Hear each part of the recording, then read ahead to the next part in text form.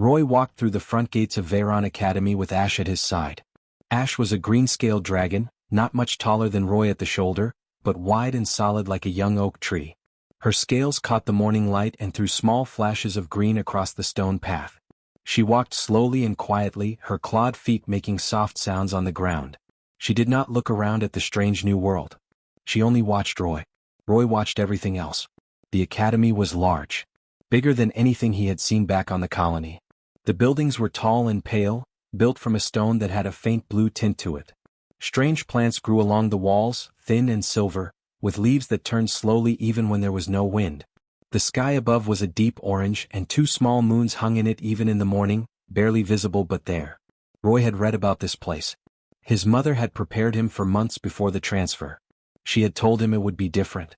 She had told him to be patient and kind and to remember where he came from. He had nodded and packed his bag and brought Ash anyway. The other students were already staring. They stood in groups near the entrance and along the path that led to the main building. They were all different. Some were tall and thin with pale gray skin and large black eyes. Some were short and wide, covered in a fine dark fur with flat noses and small round ears. Some had 4 arms. Some had none and moved on long coiled bodies instead. A few looked almost human but not quite, their proportions slightly wrong, their eyes too far apart or their mouths too wide. All of them stopped when they saw Roy and Ash. The whispering started low and then grew. Roy could not understand most of it. His translator chip was still adjusting. He caught a few words here and there. Strange. Creature. What? Dangerous. Roy kept walking. Ash kept walking beside him. They had almost reached the main doors when a voice stopped them. It was not loud. It did not need to be. It had the kind of weight that filled a space completely, the way a door closing fills a room with silence. Stop. Roy stopped. Ash stopped beside him. Standing in the doorway was the principal of Veyron Academy. His name was Grex. Roy had seen his picture in the enrollment documents but the picture had not done him justice. Grex was tall, nearly 2.5 meters, with a long flat body and 6 limbs. 4 of them were arms, folded neatly across his chest. 2 were legs, thick and jointed backward at the knee like a grasshopper. His face was narrow and angular, with 2 large compound eyes that caught the light and broke it into hundreds of tiny pieces. His skin was a deep brown, almost black, with faint patterns running along his neck and shoulders like the grain in old wood. He looked at Roy first. Then he looked at Ash for a long time. Then he looked back at Roy. No unregistered creatures are permitted inside this building, Grex said. His voice came through Roy's translator chip as flat and even. No anger in it. No warmth either. Just fact stated clearly. Roy met his eyes. Or tried to. It was hard to tell exactly where Grex was looking with those compound eyes. She is not a creature, Roy said. Her name is Ash. Grex did not blink. Roy was not sure if he could blink. It is not registered, Grex said. The policy is clear. All animals and non-enrolled beings must remain outside the academy grounds during school hours. If it cannot be registered as a student, it cannot enter. Roy stood still for a moment. He looked at Ash.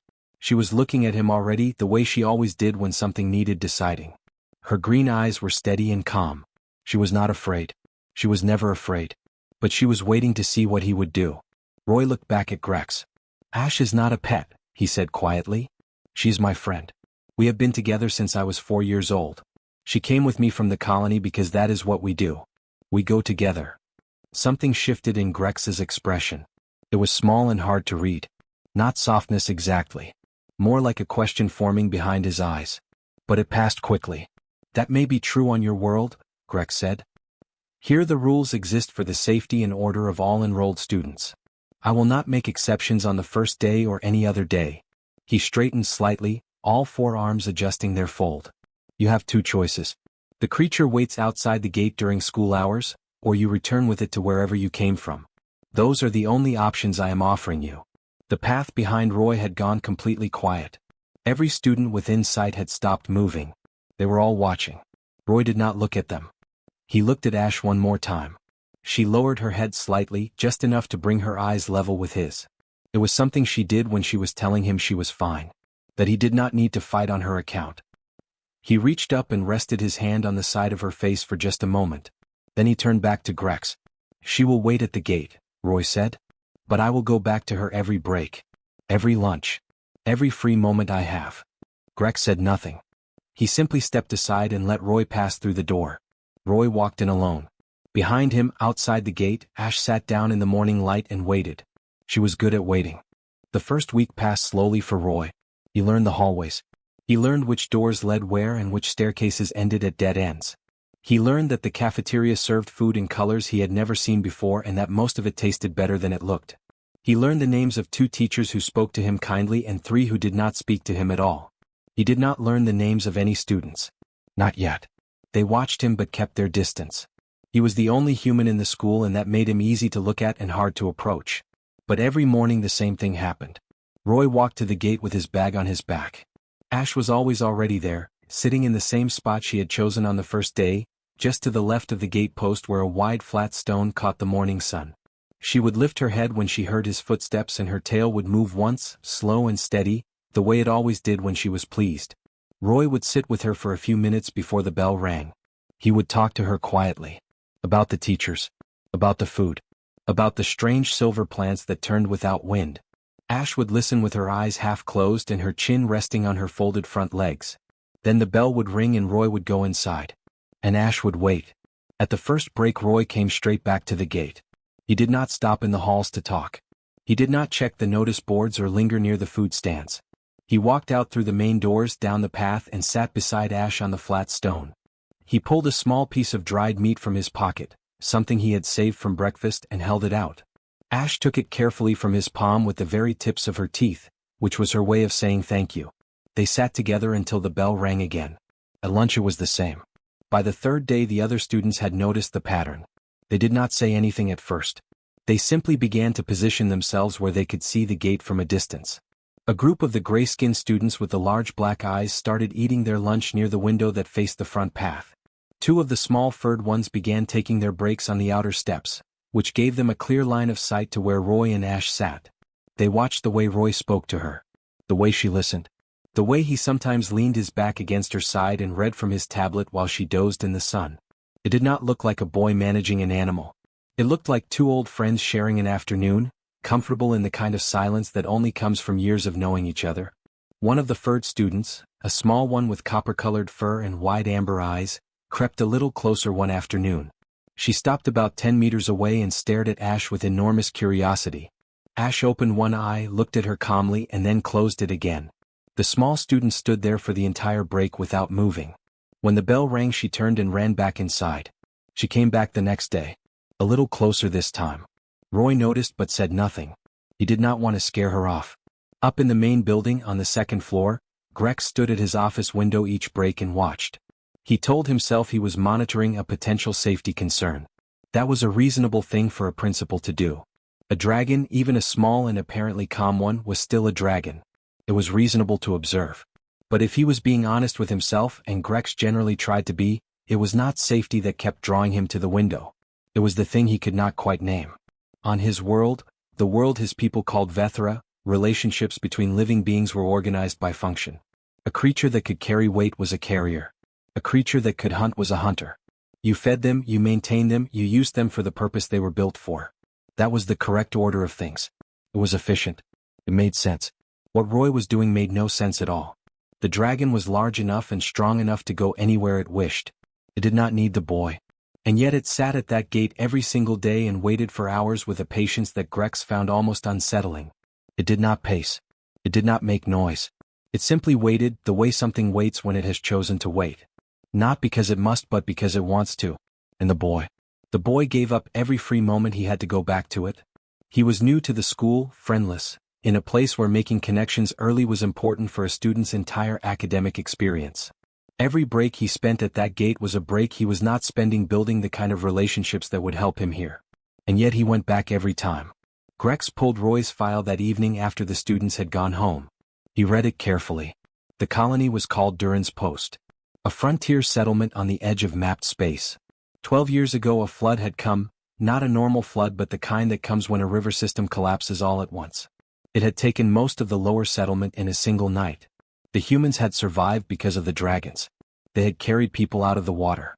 They had held walls up with their bodies while families climbed to higher ground. They had worked beside the humans for weeks during the rebuilding, hauling stone and timber and supplies through terrain no machine could navigate. After that the two had simply never separated. Grex closed the file and looked out the dark window toward the empty gate. He sat there for a long time. It happened on a Thursday. Roy was in his second class of the morning, a science lesson about atmospheric pressure on different world types. He was doing well in the class. The teacher, a tall gray-skinned woman named Sola, had noticed that Roy asked good questions and she had started directing some of the harder ones his way. You like that? It made the morning go faster. He was in the middle of copying a diagram from the board when he heard it. It started low, a kind of buzzing hum that came through the walls and the floor at the same time. Then it rose. Fast and sharp, climbing into a frequency that made the windows vibrate faintly in their frames. Several students around Roy flinched and covered their ears. Sola stopped mid-sentence and turned toward the window. Roy was already out of his seat. He did not ask permission. He did not stop to think about what the rules said about leaving class. He pushed through the door and ran. The sound was coming from the front of the building. He knew it before he reached the stairs. He knew it the way he always knew when something was wrong with Ash, a pull in his chest that had no name but had never once been wrong. He took the stairs two at a time and burst through the main doors into the pale orange morning light. There were 4 of them. Older students, tall and broad, the kind that moved through hallways like they owned them. 2 were from a species Roy had seen but not spoken to, long-limbed with flat silver faces and thin slitted eyes. The other 2 were a species he did not recognize, thick-bodied and dark, with heavy ridged foreheads and wide mouths.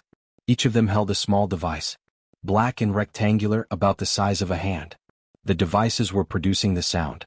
A sharp oscillating noise that hit in waves, rising and falling, designed to be deeply unpleasant.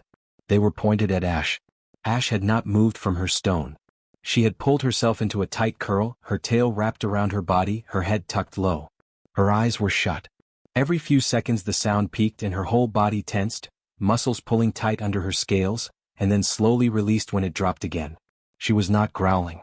She was not showing teeth. She was enduring it the way she endured cold rain or long waits or anything else uncomfortable. Quietly. Without complaint. That was the thing about Ash. She never fought back when she did not have to. But Roy could see the small tremor running along her spine. He could see the way her claws had pressed into the stone beneath her, leaving shallow marks. She was holding herself still through will alone. One of the silver-faced students laughed and turned his device up. Roy stepped off the path and walked straight toward them. He did not run. Running would have looked like panic. He walked at an even pace, crossed the open ground between the doors and the gate, and stopped directly in front of Ash. He turned to face the 4 students and spread his arms out to his sides, not wide and dramatic, just enough. A clear and simple thing. You would have to go through me. The 4 students stopped laughing. One of them said something in his own language. Roy's translator caught most of it. Something about the human being in the way. Something about moving him. Roy did not move. He looked at the one who had turned the device up. He looked at him steadily and without any heat in his face. No anger. No fear either. Just a boy standing in a place he had decided to stand. Turn it off, Roy said. His voice was quiet. Not a shout. Not even close to a shout. The kind of voice that does not need volume because the person using it has already decided they are not going anywhere. The silver-faced student stared at him. Then he took a step forward. Roy did not move. Behind him he could feel Ash lift her head slightly. She had heard his voice. He could feel the small shift in the air near his back as she raised herself just a little, not to threaten, but because she knew he was there and she wanted to be closer to him. The silver-faced student stopped. He had done the math that most people do when they encounter something immovable. He had expected the boy to flinch or step aside or at least show some sign of giving way. The boy had done none of those things. And now there was also the matter of the dragon, which had been curled and still a moment ago and was now watching with open eyes that caught the light in a way that was not entirely comfortable to look at directly. The standoff held for a long moment. Then a new voice arrived. Enough. Grex came through the main doors with the particular speed of someone who has been watching from a window and waited 1 second too long to come down. He crossed the path quickly, his forearms folded, his compound eyes moving from the 4 students to the devices to Roy to Ash and back again. He took in the whole scene in the way that experienced principals do, quickly and completely. He had come outside ready to manage an incident. Ready to find a student causing disruption and deal with it firmly. Instead he found Roy. Standing between his friend and 4 older students with noise devices. Arms out. Feet planted. Not shouting. Not threatening. Just standing there in the quiet, stubborn, absolute way that some people stand when they have decided that this is the place and this is the moment and they are not moving for anything. Grex stood still for just a moment longer than necessary. Then he turned to the 4 students and began speaking in a very controlled voice about the school's policy on disruption devices. But the image of that boy with his arms out stayed with him for the rest of the day. Grex sent for Roy after lunch. The note came through the classroom message system, a small light on Roy's desk tablet that blinked twice and displayed the principal's name. Sola saw it and gave Roy a brief nod. He packed his things quietly and left without making a fuss. The hallway outside Grex's office was empty. Roy sat on the bench beside the door and waited. Through the frosted panel beside the door he could see the large dark shape of Grex moving slowly inside. Back and forth. The way someone moves when they are thinking and cannot quite sit still. After a few minutes the door opened. Grex looked at Roy for a moment without saying anything. Then he stepped back and let him in. The office was large and ordered. Everything in it had a place and was in that place. The desk was wide and low, built for someone of Grex's height, with neat stacks of documents on one side and a single flat screen on the other. The walls held charts and schedules and a long printed list of names that Roy guessed was the student roster. There were no pictures. No personal items that Roy could see. Nothing that said anything about who Grex was outside of this room. Roy sat in the chair across from the desk. Grex did not sit right away. He stood near the window for a moment, looking out at the front path and the gate beyond it. The flat stone where Ash spent her days was visible from here. Ash was on it now, sitting upright in the afternoon light, her green scales dull in the shade of a passing cloud. Then Grex moved to his chair and sat down. He folded 2 of his arms on the desk and let the other 2 rest at his sides. He looked at Roy with those compound eyes that were so hard to read. Roy had learned by now that when Grex was about to speak formally his shoulders lifted slightly and his upper arms tightened their fold. Right now his shoulders were low and his arms were loose. That was different. "I am not going to discuss this morning's incident further," Grex said. "The students involved have been dealt with. That matter is closed." Roy nodded. Grex was quiet for a moment. He looked down at the desk and then back up. "I want to ask you something," he said. "And I want you to understand that this is not a disciplinary question. It is not a warning. I am asking because I genuinely do not understand something and I have found that when I do not understand something it is better to ask than to assume." Roy waited. Grex took a slow breath. "The dragon. She is larger than you. Stronger than you. From what I have read about dragons her kind are capable of defending themselves against threats far greater than 4 students with noise devices." He paused. "So why did you step in front of her?" The office was very quiet. Roy looked at the desk for a moment. Not because he was unsure of the answer but because he wanted to find the right words for it. The real words, not just the easy ones. "She was scared," Roy said. "She was not going to fight them. That is not who she is. She was just going to sit there and take it because she did not want to cause a problem for me." He looked up at Grex. "And I was not going to let her do that alone." Grex was still. "But she could have ended it herself," he said. "At any moment. She is far more capable than you in that situation." "Yes," Roy said simply. "Then why does it matter that you stepped in? What did it change?" Roy thought about it for a second. Not because the answer was complicated. Because it was so simple that he wanted to make sure he said it in a way that landed correctly. "It told her she was not alone," he said. "That is what it changed." Grex said nothing. Roy continued, not rushing, just speaking plainly. "Friendship is not about who is stronger. It is not about who can protect who better or who needs who more. It is about who stays." He paused. "Ash has stayed beside me every day since I was 4 years old. Through everything. She does not stay because she has to. She stays because she wants to. So when something comes at her I stand beside her. Not because I can do more than her. Because that is what staying looks like." The room was very quiet for a long time after that. Grex did not respond immediately. He sat with the words the way someone sits with something heavy, not to put it down but to feel the full weight of it properly. Unvethra strength was the measure of all things. You protected what was weaker than you because that was your function. You did not stand beside something stronger than you. That was not protection. That was something else entirely. Something his language did not have a clean word for. He looked at this small human boy sitting across from his desk with a straight back and calm eyes and he thought about the image from the morning. Arms out. Feet planted. Not angry. Not afraid. Just staying. "You may go back to class," Grex said quietly. Roy stood, picked up his bag and walked to the door. He opened it and then paused. "She will not bite," Roy said without turning around. if you ever want to go near her. She is very calm with people who approach slowly. Then he left. Grex sat at his desk until the late afternoon light began to fade. Then he rose, walked down the stairs and out through the main doors and crossed the path to the gate alone. Ash was still on her stone. She heard him coming and opened one eye. She looked at him for a long moment. Then she closed her eye again and stayed exactly where she was. Grex stood there in the quiet evening air for a long time.